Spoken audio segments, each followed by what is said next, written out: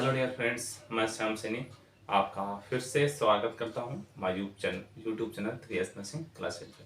तो फ्रेंड, हमारा लास्ट जो टॉपिक था वो था स्किन। ठीक है, एनाटॉमी एंड फिजियोलॉजी का जो लास्ट टॉपिक था वो था फ्रेंड हमारा स्किन। हमने इंट्रोडक्शन स्किन के बारे में इंट्रोडक्शन देख लिया था।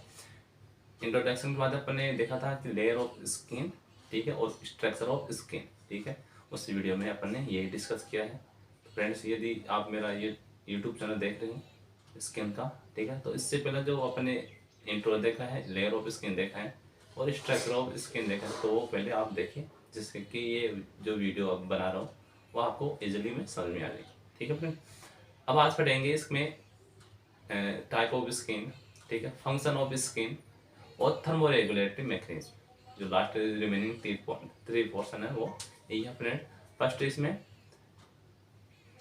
टाइप ऑफ स्किन, ठीक है, उसके बाद में अपन पढ़ेंगे फंक्शन ऑफ स्किन, लास्ट में पढ़ेंगे अपन थर्मोरेगुलेटरी मैकेनिज्म ऑफ स्किन, मतलब किस प्रकार हमारी बॉडी का जो टेम्परेचर है वो मेंटेन होता है। ठीक है, तो चलो स्टार्ट करते हैं इस वीडियो को। देखो इस इधर, अब है टाइप ऑफ स्किन। ठीक है, बॉडी हमारी जो बॉडी में है स्किन है वो कितने टाइप की प्रेजेंट होती है वो देखते हैं इसमें।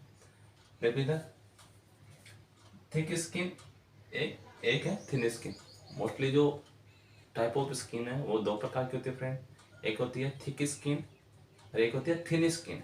थिक यानी मोटी स्किन और थिन यानी पतली स्किन। ठीक है, दो स्किन है यहाँ पे, एक तो थिन स्किन और एक थिक स्किन। ठीक है, अभी थिक स्किन है, ठीक है, ये मोस्टली कहाँ पे पाई जाती है। ठीक है, अब अपन बात करें कि ये थिक स्किन मतलब यहाँ पे जो स्किन की जो लेयर रहेगी वो क्या रहेगी, मोटी रहेगी। मोस्टली कौन सी, जो आउटर मोस्ट लेयर होती है एपिडर्मिस, उसका भी एक लेयर है, कौन सी, स्ट्रेटम कोनियम। फ्रेंड, कौन सी, स्ट्रेटम कोनियम, वो जहाँ पे मोटी रहेगी, वो जहाँ पे थिक रहेगी, उस स्किन के टाइप को इसने बोला है थिक स्किन। ठीक है, ये मोस्टली कहाँ कहाँ पे पाए जाते हैं, जैसे हमारे सोल है, ठीक है, हमारे सोल ऑफ फीट, हमारे जो पैरों में की जो अपन बोलते हैं तलवे हैं वहाँ पे। ठीक है, और हमारे हैंड ऑफ पाम, ठीक है, ठीक है, जो हमारे जो ये हाथ है, यहाँ की जो हथेलियाँ है, ठीक है, वहाँ पे भी कौन सी स्किन पाई जाती है फ्रेंड, थिक स्किन पाई जाती है। और जो ये स्किन है थिक स्किन, इसमें जो हेयर्स हैं वो क्या रहते हैं, एब्सेंट रहते हैं। ठीक है फ्रेंड, देखो इधर ये लिखा हुआ है, thick skin found in palm of hand, जो हमारी हथेली है, ठीक है, वहाँ पे, एंड सोल ऑफ फीट, हमारे जो पैर की जो सोल है वहाँ पे। आगे है it and it has no hair, और ये जो थिक स्किन है उसमें हेयर्स है वो क्या रहते हैं, एब्सेंट रहते हैं। अब आगे देखो, थिक स्किन मतलब पतली स्किन।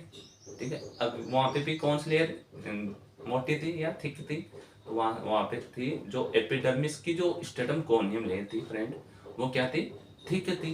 अब यहाँ पे जो स्ट्रेटम कोनियम है वो क्या रहेगी फ्रेंड, थिन रहेगी। मतलब जहाँ पे स्ट्रेटम कोनियम थिक रहेगी वहाँ पे तो थिक स्किन पाई जाएगी, जहाँ पे स्ट्रेटम कोनियम जो लेयर है स्किन की, एपिडर्मिस की जो आउटर लेयर है वो पतली रहेगी या थिन रहेगी, उसको बोलेंगे अपन थिन स्किन। अब देखो ये कहाँ पे पाई जाती है, found in all other parts of the body except palm and sole. क्योंकि पाम एंड सोल पे तो कौन सी टाइप की पाई जाती है, हमारी थिक स्किन। ठीक है, और इसके अलावा जो रिमेनिंग पोर्शन है हमारी बॉडी का, ठीक है, उसमें कौन सी टाइप की स्किन पाई जाएगी हमारे, वो पाई जाएगी फ्रेंड थिन स्किन, मतलब पतली स्किन। ठीक है, इट कंटेन हेयर्स, और इसमें क्या प्रेजेंट रहते हैं फ्रेंड्स, इसमें हेयर्स प्रेजेंट रहते हैं। ठीक है, जो थिक रहती है उसमें तो हेयर्स एब्सेंट रहती है, और जो थिन स्किन है उसमें हेयर प्रेजेंट रहते हैं। फ्रेंड, एक ही बात ध्यान रखना, जो थिक है और थिन जो स्किन है हो रही है वो ओनली जो एपिडर्मिस की जो लेयर है, आउटर मोस्ट जो लेयर है, कौन सी, स्ट्रेटम कॉर्नियम, उसकी वजह से ये थिन और थिक रहती है। ठीक है, मतलब जहाँ पे स्ट्रेटम कॉर्नियम ज़्यादा रहती है, ठीक है, वो उस टाइप की स्किन को क्या बोला है यहाँ पे, थिक स्किन। और जहाँ पे जो स्ट्रेटम कॉर्नियम की जो लेयर है वो कम रहेगी या पतली रहेगी, उसको बोला है यहाँ पे थिक स्किन। ठीक है फ्रेंड, अब आगे देखते हैं।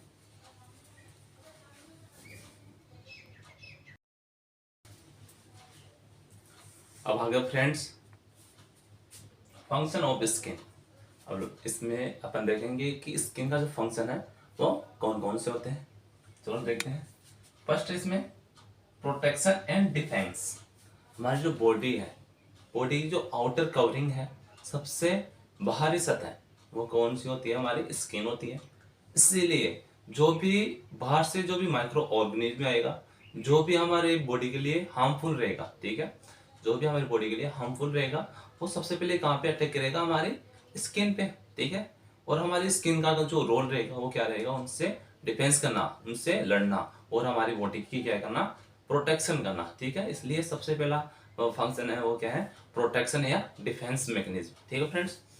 अगला है सेकंड है सेंसरी। सेकंड जो फंक्शन है वो क्या है फ्रेंड? सेंसरी। मतलब हमें सेंसेस का एहसास दिलाती है कि ये ठंडा है, ये गर्म है, ठीक है। या हमें जैसे कभी कभी होता है ना कि हमारे जो कांटा चुभ जाता है, ठीक है, तो अपन वहां से हमारे जो तुरंत वहां से अपन, चाहे पैर हो, चाहे हाथ हो, चाहे बॉडी का किसी का पार्ट हो, किसी भी पार्ट हो, उसको अपन क्या कर लेते हैं? तुरंत वहां से हटा लेते हैं, ठीक है। इसलिए हमें जो सेंसेस है, ठीक है, हमें जो हमें एहसास दिलाते हैं, ठीक है। एहसास दिलाने का काम भी कौन करती है? हमारी स्किन। क्योंकि आपने देखा था ना कि जो हमारे स्किन की लेयर होती है, डर्मिस और एपिडर्मिस, सॉरी डर्मिस और हाइपोडर्मिस, ठीक है, उसमें क्या प्रेजेंट होती है फ्रेंड? हमारी नर्व प्रेजेंट होती है, ठीक है। इसलिए जो नर्व का काम होता है वो क्या रहता है? हमारे को सेंस से जो सेंसरी जो मैसेज है वो पहुंचाना, ठीक है। इसलिए ये इसका एक सेकंड फंक्शन हो सकता है सेंसरी, ठीक है। आगे देखो, थर्ड है इसमें एक्सपेल ऑफ वेस्ट प्रोडक्ट। तो फ्रेंड जो थर्ड है वो क्या है? एक्सपेल ऑफ वेस्ट प्रोडक्ट, ठीक है। जो वेस्ट प्रोडक्ट है उसको क्या करना? हमारी बॉडी से एक्सपेल आउट करना, ठीक है। हमारी बॉडी से क्या करना फ्रेंड? उसको एक्सपेल आउट करना। जैसे अपने देखा था कि जो डर्मिस का जो लेयर थी हमारी स्किन की, उसमें क्या क्या प्रोटीन था? सीबीएस ग्लैंड थी और स्वेट ग्लैंड थी, ठीक है फ्रेंड। सीबीएस ग्लैंड और क्या थी? स्वेट ग्लैंड थी। आप देखो उसमें जो स्वेटिंग होती है, ठीक है, पसीना आता है, तो उसके साथ साथ जो भी वेस्ट प्रोडक्ट होता है, ठीक है। जैसे आपने कभी एहसास किया होगा कि जब आपका जो पसीना है उसका टेस्ट किया होता हो तो उसका जो टेस्ट है वो क्या रहता है? थोड़ा खट्टा खट्टा रहता है। मतलब उसमें थोड़ा सोडियम भी है, उसमें क्या है? थोड़ा यूरिक एसिड भी है, ठीक है। ये क्या है? ये यदि ये एक्सेसिव मात्रा में हमारी बॉडी में स्टोरेज हो जाएंगे, ठीक है, तो ये हमारी बॉडी के लिए क्या हो सकते हैं? हार्मफुल हो सकते हैं, ठीक है। इसलिए जो हमारे जो ये वेस्ट प्रोडक्ट है, ऐसे नहीं बोल रहा कि जो सभी वेस्ट प्रोडक्ट है वो हमारी स्किन के द्वारा रिमूव होते हैं, लेकिन कुछ से ना कुछ जो पार्ट है वो हमारी स्किन के द्वारा रिमूव होते हैं, ठीक है। इसलिए इसका जो फंक्शन बोल सकते हैं अपन, एक्सपेल ऑफ वेस्ट प्रोडक्ट, ठीक है। जो वेस्ट प्रोडक्ट है उसको ये हेल्प करती है किसमें? एक्सपेल करने में, बाहर निकालने में, ठीक है फ्रेंड। आगे देखते हैं सिक्रेशन। जो अब देखो हमारी जो स्किन है उसमें कुछ सिक्रेटरी ग्लैंड्स पाई जाती है, ठीक है। जैसे हमारे जो स्किन का जो कलर है, ठीक है फ्रेंड, हमारे जो स्किन का जो कलर है, ये जो कलर दिखता है आपको, ये किसी किसी न किसी सिक्रेशन से दिखता है। और वो सिक्रेशन कहाँ से निकलता है? हमारी स्किन से। और स्किन की जो लेयर है उसमें पाई जाती है friends melanin cell, melanocyte cell, ठीक है। मेलेनोसाइट सेल पाई जाती है जो किसका सिक्रेशन करती है? मेलेनिन नामक एक पिगमेंट। वो किसका सिक्रेशन करती है फ्रेंड? मेलेनिन नामक एक पिगमेंट का सिक्रेशन करती है, जो किसके लिए रेस्पॉन्सिबल होता है? हमारे स्किन के कलर के लिए, ठीक है। वो किसके लिए रेस्पॉन्सिबल होता है फ्रेंड? हमारे जो स्किन का कलर है उसके लिए रेस्पॉन्सिबल होता है, ठीक है। इसलिए इसका एक फंक्शन बोल सकते हैं हमारे को, हम इसको बोल सकते हैं ये सिक्रेशन करती है। अपन बोल सकते हैं स्वेट का सीबीएस, हाँ एक है सीबीएस ग्लैंड, उसमें जो सिबम है उसका सिक्रेशन करती है, ठीक है, उसको सिक्रेट करती है। इसलिए अब इसका फंक्शन हो सकता है एक सिक्रेशन, ठीक है। लास्ट इसमें मोस्ट इंपोर्टेंट फंक्शन है टेम्परेचर रेगुलेशन या कंट्रोल ऑफ बॉडी टेम्परेचर, ठीक है। टेम्परेचर रेगुलेशन या अपन इसको बोल सकते हैं अलग नाम से मेंटेन ऑफ बॉडी टेम्परेचर या कंट्रोल ऑफ बॉडी टेम्परेचर, ठीक है फ्रेंड्स। ये मोस्ट इंपॉर्टेंट फंक्शन होता है हमारी स्किन का, ठीक है। कि किस प्रकार ये हमारा जो टेम्परेचर है उसको कंट्रोल करती है फ्रेंड्स। अब देखते हैं आगे। अब अगली हेडिंग रहेगी हमारा टेम्परेचर रेगुलेटरी मैकेनिज्म या thermo regulatory mechanism of human body. देखते हैं।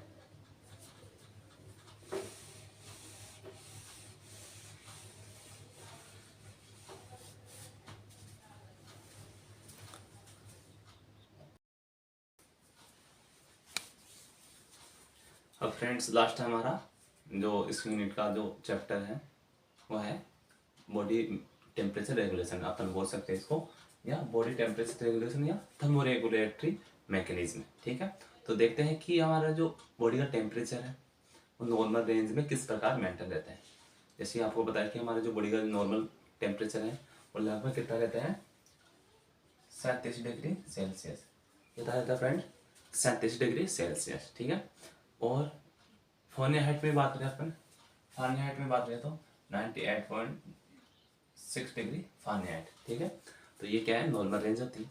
अब हमारे जो बॉडी का जो फंक्शन है, हमारी बॉडी के जो फंक्शन है, जैसे सेल एंड टिश्यू जो फंक्शन करते हैं और जो ऑर्गन है वो इसी टेम्परेचर पे क्या करेंगे, नॉर्मली फंक्शन कर सकते हैं। ठीक है, यदि ज़्यादा टेम्परेचर हो जाएगा या कम टेम्परेचर हो जाएगा तो हमारी बॉडी में जो भी फंक्शनिंग है उसमें क्या हो जाएगी, अब नॉर्मलिटी आ जाएगी, और हमारी जो बॉडी का जो फंक्शनिंग है, ठीक है, जैसे डाइजेशन है, यूरिन का फॉर्मेशन है, रेस्पिरेटरी है, ठीक है, ये सब क्या हो जाएगी फ्रेंड, इम्बैलेंस हो जाएगी और इसमें हमें प्रॉब्लम हो सकती है। ठीक है, इसलिए हमारी बॉडी की जो टेम्परेचर रेंज है वो नॉर्मल होना ज़रूरी है, जिसके अंदर हमारी बॉडी के जो फंक्शन है वो सक्सेसफुली कंप्लीट हो सके। ठीक है, तो देखते हैं इसमें।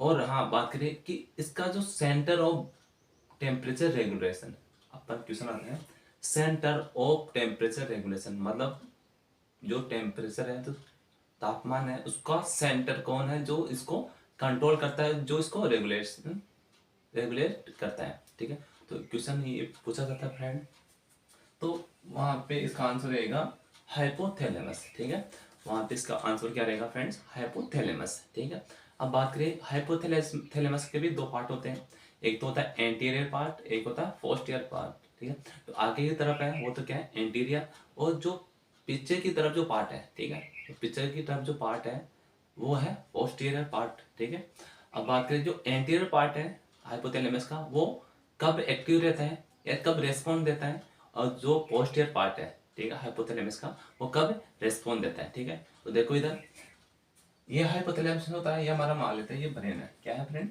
ब्रेन है। ठीक है, इसका ब्रेन है। ठीक, अब इसमें जो एंटीरियर एंड पोस्टीरियर हाइपोथैलेमस, मैंने डिस्कस किया है कि जो centre of regulation of temperature है, ठीक है, तो उसको बोलते हैं अपन हाइपोथैलेमस। ठीक है, उसके भी दो पार्ट होते हैं, एक तो होता है एंटीरियर, एक होता है पोस्टीरियर।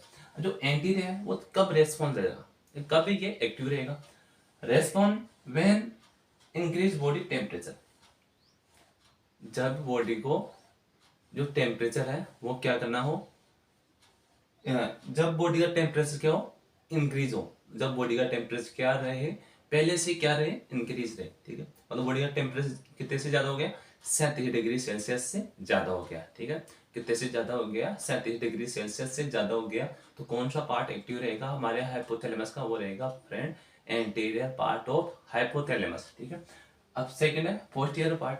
जो पोस्टीरियर पार्ट है, मतलब पीछे वाला जो पार्ट है हाइपोथैलेमस का, वो कब एक्टिव रहता है, वो एक्टिव रहता है जब डिक्रीज बॉडी टेम्परेचर, जब बॉडी का टेम्परेचर क्या हो जाता है फ्रेंड, 37 डिग्री से 37 डिग्री सेल्सियस से क्या हो जाता है, कम हो जाता है, बिलो हो जाता है, तब कौन सा पार्ट एक्टिव हो जाता है हमारा हाइपोथैलेमस का, पोस्टीरियर पार्ट। ठीक है, हम देखते हैं इधर, इस जो पहले पोस्टीरियर पार्ट देख लेते हैं। ठीक है, कि हमारी बॉडी का टेम्परेचर क्या हो गया फ्रेंड, क्या हो गया, डिक्रीज हो गया। ठीक है, हमारी बॉडी का टेम्परेचर क्या हो गया, डिक्रीज हो गया। अब इसको वापस से कैसे मेंटेन करेगी हमारी स्किन, वो मैकेनिज्म देखते हैं।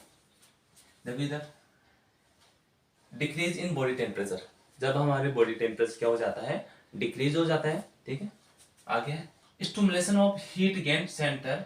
अब उसके बाद हम अपन को क्या करना है, इस हीट का फॉर्मेशन करना है, हीट को अपन क्या करना है, गेन करना है। ठीक है, क्योंकि अब इस टाइम में हमारी बॉडी का टेम्परेचर क्या हो गया, बिलो हो गया 37 डिग्री सेल्सियस से, इसलिए अपन को क्या करना है, हीट को क्या करना है फ्रेंड, गेन करना है, मतलब और भी ज्यादा हमारी बॉडी में हीट होनी चाहिए। ठीक है, तो क्या होता है उस time, stimulation of heat gain centre.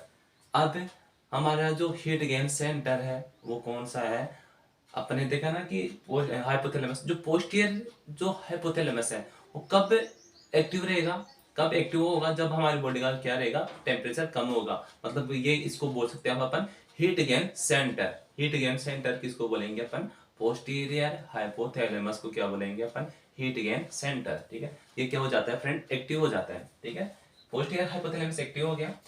इसके बाद ये एक्टिव होने के बाद क्या करते हैं, increase in sympathetic activity. Sympathetic जो एक्टिविटी है, सिंपैथिक जो एक्टिविटी है वो क्या हो जाती है, इंक्रीज हो जाती है। ठीक है, कौन कौन सी, एक तो इससे, और सिंपैथिक की जो एक्टिविटी है उसके एक्टिव होने के बाद में क्या क्या रिएक्शन होती है या क्या देखने को मिलता है, वो देखते हैं इधर। Increase adrenaline secretion. इसकी वजह से क्या होता है फ्रेंड, हमारे जो एड्रेनलिन जो सिक्रेशन है वो क्या हो जाता है, बढ़ जाता है। ठीक है, जो एड्रेनलिन सिक्रेशन है वो बढ़ने की वजह से क्या होगा, हमारी जो ब्लड सर्कुलेशन है वो रिपीट होगा, फास्ट हो रहेगा। ठीक है, और ब्लड सर्कुलेशन भी फास्ट रहेगा और हमारी जो रेस्पिरेटरी जो मैकेनिज्म है वो भी क्या हो जाएगी, फास्ट हो जाएगी, जिसकी वजह से हमें देखने को मिलेगा क्या, हीट का प्रोडक्शन। क्योंकि हम अपन को पता है कि जितना ब्लड फ्लो तेजी से होगा उतना ही हमारी बॉडी में क्या गेन होगी, हीट का प्रोडक्शन होगा या हीट गेन होगी। ठीक है, अब आगे क्यूटनियस वेसो कॉन्ट्रैक्शन, और इसके अलावा क्या होगा, हमारी बॉडी की जो स्किन है उसमें क्या होगा, वेसो कॉन्ट्रैक्शन, जो हमारे स्किन पे जो छिद्र पाए जाते हैं, होल पाए जाते हैं, वो क्या हो जाएगी, नैरोइंग हो जाएगी, या अपन बोल सकते हो वो ब्लॉक हो जाएंगे, या वो परमानेंट तो बंद नहीं होगी, क्योंकि ये मेंटेन करने की एक मैकेनिज्म है। ठीक है, ये क्या हो जाएगी फ्रेंड, नैरोइंग हो जाएगी, अपन बोल सकते हैं क्लोज हो जाएंगे। ठीक है, कुछ टाइम के लिए, जिसके वजह से क्या हो जाए, हमारा जो हीट का जो लॉस है वो ना हो सके। ठीक है, और हीट के लॉस ना हो सके, और इसके साथ साथ में क्या नहीं निकल सके हमारी बॉडी से, स्वेटिंग नहीं निकल सके। ठीक है, देखो इधर आ गया, एंड डिक्रीज स्वेटिंग। अब वेस ऑफ कॉन्ट्रैक्शन रहेगा, मतलब हमारी जो स्किन है उसके छिद्र क्या हो जाए, रहेंगे क्लोज रहेंगे कुछ टाइम के लिए, जिसकी वजह से क्या रहेगा, हमारी बॉडी का जो स्वेटिंग है वो बाहर नहीं निकल पाएगा, जिसकी वजह से हमारा जो हीट का लॉस है वो क्या हो जाएगा, बच जाएगा। ठीक है फ्रेंड, एक सेकंड है शिवरिंग। अब अपन को पता है कि हमारे जो कोल्ड प्लेस में ही हमारा जो बॉडी का टेम्परेचर क्या होता है फ्रेंड, क्या रहेगा, कम हो जाएगा। उस टाइम हमें क्या देखने मिलती है, शिवरिंग, मतलब हमें कप कपी सी होती है ना, उसको बोलते हैं शिवरिंग। अब जैसे जैसे हमारी बॉडी में कप कपी रहेगी, मतलब जैसे वाइब्रेटर रहेगा। ठीक है, उसकी वजह से क्या रहेगा, हमारी जो मसल्स रहेगी बॉडी की वो क्या रहेगी, एक दूसरे पे क्या रहेगी, फ्रिक्शन करेगी। फ्रिक्शन करने से क्या होता है फ्रेंड, क्या होता है, फ्रिक्शन करने से क्या होता है, टेम्परेचर बढ़ता है। ठीक है, ये जैसे आपस में किसी भी चीज को रिपीटली बार बार क्या करें, फ्रिक्शन करें, जिसकी वजह से क्या होता है, टेम्परेचर बढ़ता है। ठीक है, तो ये भी क्या क्या काम करेगा, इंक्रीज हीट प्रोडक्शन। ठीक है, इसकी वजह से क्या हो रहा है, बॉडी का टेम्परेचर क्या हो रहा है, इंक्रीज हो रहा है। आगे है देखो, जो एड्रेनल सिक्रेशन है उसकी वजह से क्या हो रहा है, हमारी जो बॉडी की एक्टिविटी है वो बढ़ रही है। ठीक है, और हम वेसो कॉन्ट्रैक्शन है उसकी वजह से क्या हो रहा है, स्वेटिंग रुक रही है या स्वेटिंग नहीं हो रही, और हमारे जो स्किन के जो पोर्स है, जो छिद्र है वो क्या हो रहे हैं, क्लोज हो रहे, जिसकी वजह से क्या होगा, डिक्रीज हीट लॉस। ठीक है, अपन ने डिस्कस कर लिया। अब आगे, अब हीट का तो प्रोडक्शन हो रहा है, लेकिन जो हीट का जो लॉस है वो कम हो रहा है या नहीं हो रहा है, इसकी वजह से क्या हो रहा है, हमारी बॉडी का टेम्परेचर क्या हो जाएगा, इंक्रीज हो जाएगा, और किस किस में चला जाएगा, नॉर्मल बॉडी टेम्परेचर में। और कितना हो जाएगा हमारा, लगभग कितना, 37 डिग्री सेल्सियस। ठीक है, तो ये इस प्रकार की मैकेनिज्म होती है जब हमारी बॉडी का टेम्परेचर क्या रहे फ्रेंड, कम रहे। ठीक है, कम रहेगा तो कौन सा पार्ट एक्टिव रहता है हमारा, हाइपोथैलेमस का, तो अपन को बताना है वो कौन सा रहेगा, हाइपोथैलेमस। क्योंकि जो हीट गेन सेंटर है वो किसको बोला है अपन ने, पोस्टीरियर पार्ट ऑफ हाइपोथैलेमस। अपन बात करें स्पेसिफिक पोस्टीरियर हीट गेन को बोलते हैं, वो है हमारा हाइपोथैलेमस का पोस्टीरियर पार्ट। ठीक है, और वैसे बात करें कि जो टेम्परेचर रेगुलेशन का जो सेंटर है वो सिंगल बोल सकते हैं अपन किसको, हाइपोथैलेमस को। ठीक है फ्रेंड, अब आगे देखते हैं। ये तो देख लिया अपन ने कि एज ए कोल्ड प्लेस, जब हमें कोल्ड प्लेस में जाते हैं, मतलब जब ठंडे ठंडे प्लेस में जाते हैं उस टाइम हमारी बॉडी का टेम्परेचर कम रह जाता है। लेकिन अब बात करेंगे अपन कि अपन ज्यादा हीट वाले प्लेस पे चले जाते हैं, तो उस कंडीशन में हमारी बॉडी का टेम्परेचर है वो किस प्रकार कंट्रोल होता है। ठीक है फ्रेंड, देखते हैं इसमें।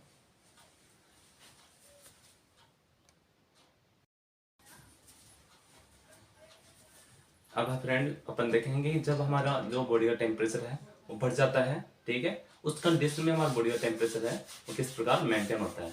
तो देखते हैं इस वीडियो में। देखो, इंक्रीज इन बॉडी टेम्परेचर, मतलब हमारे बॉडी का टेम्परेचर क्या हो जाता है जब इंक्रीज होता है, तब हमारी बॉडी की जो मैकेनिज्म है वो किस प्रकार कंप्लीट होता है, जिसकी वजह से हमारी बॉडी का टेम्परेचर वो नॉर्मल वे में आ जाता है, ठीक है, नॉर्मल कंडीशन में आ जाता है, ठीक है। देखो इसमें आगे stimulation of heat loss centre. उस बात पिछले में पिछला जो अपन ने समझा था कि जब हीट का लॉस हो रहा है या हीट की जरूरत है, जब तो हमें कौन सा जो सेंटर वो एक्टिव रहेगा, हीट गेन सेंटर। लेकिन जब हमारा बॉडी की टेम्परेचर क्या हो रहा है फ्रेंड, बढ़ रहा है, ज़्यादा बढ़ रहा है, रेंज से भी ज़्यादा बढ़ रहा है, तो उस टाइम कौन सा सेंटर एक्टिव रहेगा, उस टाइम सेंटर एक्टिव रहेगा हीट लॉस सेंटर, ठीक है। कौन सा रहेगा, stimulation of heat loss centre, वो कौन सा है आपका, एंटीरियर पार्ट ऑफ हाइपोथैलेमस। कौन सा है, एंटीरियर पार्ट ऑफ हाइपोथैलेमस। अब ये आगे यहाँ से क्वेश्चन बनता है फ्रेंड, कॉमन सी बात है, आपको सबको पता है कि जो टेम्परेचर रेगुलेशन वाला जो सेंटर है वो कौन सा है, हाइपोथैलेमस। लेकिन आपको पूछे कि कौन सा सेंटर है जो हीट लॉस के नाम से जाना जाता है, तो वो है कि कौन सा है, एंटीरियर पार्ट ऑफ हाइपोथैलेमस। कौन सा पार्ट है, ठीक है, हाइपोथैलेमस का जो हीट गेन के नाम से जाना जाता है, वो है हमारा पोस्टीरियर पार्ट ऑफ हाइपोथैलेमस, ठीक है। अब देखते हैं आगे। अब एंटीरियर पार्ट एक्टिव होने के बाद या हीट लॉस वाला जो सेंटर है वो एक्टिव होने के बाद में क्या देखने को मिलता है हमें, डिक्रीज ऑफ सिंपैथिक एक्टिविटी। और जो इसकी वजह से क्या हो रहा है, हमारी बॉडी में जो सिंपैथिक जो एक्टिविटी है वो क्या हो जाती है, डिक्रीज हो जाती है। उसकी वजह से हमारी बॉडी में क्या क्या देखने को मिलता है, डिक्रीज एड्रेनलिन सिक्रेशन। उसकी वजह से हमारा जो सिक्रेशन है वो क्या हो जाते हैं, डिक्रीज हो जाते हैं, कम हो जाते हैं। And cutaneous vasodilation and increase sweating. और इसकी वजह से क्या होता है, हमारे जो स्किन है, ठीक है, उसमें क्या देखने को मिलता है फ्रेंड, वेसोडाइलेशन, मतलब हमारे जो स्किन पे जो पोर्स है वो क्या हो जाते हैं, डायलेट हो जाते हैं, वो क्या हो जाते हैं, बड़े हो जाते हैं, ठीक है, या ओपन हो जाते हैं। जिसकी वजह से क्या होगा, हमारी बॉडी में स्वेटिंग तो हमारी बॉडी में हीट तो पहले से बढ़ा हुआ है, हीट की वजह से क्या जाएगा, हमारी बॉडी में जो वाटर है वो किस में कन्वर्ट हो जाएगा, स्वेटिंग में, ठीक है, वो पसीने के द्वारा बाहर निकलेगा। अब वो जो स्वेटिंग होगी, स्वेटिंग के साथ साथ में क्या रहेगा, जो टेम्परेचर है वो भी क्या रहेगा, थोड़ा बहुत लॉस होगा, ठीक है। जिसकी वजह से क्या देखने मिलेगा, हमारे बॉडी का जो टेम्परेचर है वो क्या होगा फ्रेंड, लॉस होगा, ठीक है। देखो इंक्रीज स्वेटिंग, जिसकी वजह से क्या हो गया, इंक्रीज हीट लॉस, जिसकी वजह से क्या हो जाएगा, हमारी बॉडी का जो हीट है वो क्या हो जाएगी, लॉस हो जाएगी।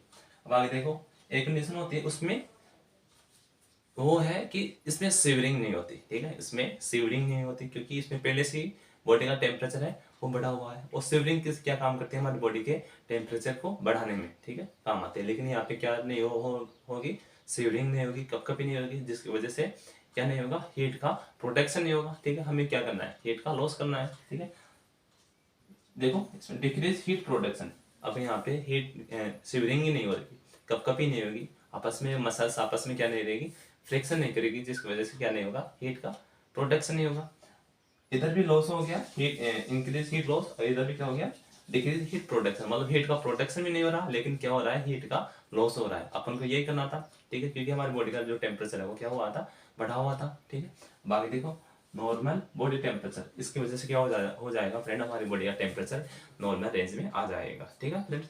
ये था हमारा थर्मोरेगुलेटरी मैकेनिज्म, ठीक है फ्रेंड्स। ये आपके एग्जाम में यूनिवर्सिटी में बहुत बार पूछा हुआ है, ठीक है। इसको आप इजी वे में समझ सकते हो, ठीक है। इसमें कब हमारी बॉडी का टेम्परेचर डिक्रीज होता है, कब बढ़ता है, ठीक है, ये आप इजी वे में आप समझ सकते हो फ्रेंड्स। आशा करता हूँ आपको ये वीडियो पसंद आया होगा।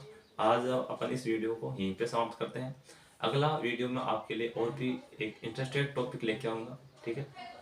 इसके लिए आप इस वीडियो को शेयर करें, कमेंट करें और हमारे यूट्यूब चैनल को सब्सक्राइब अवश्य करें, जिससे कि आपको टाइमली नोटिफिकेशन मिल सके। थैंक यू, धन्यवाद।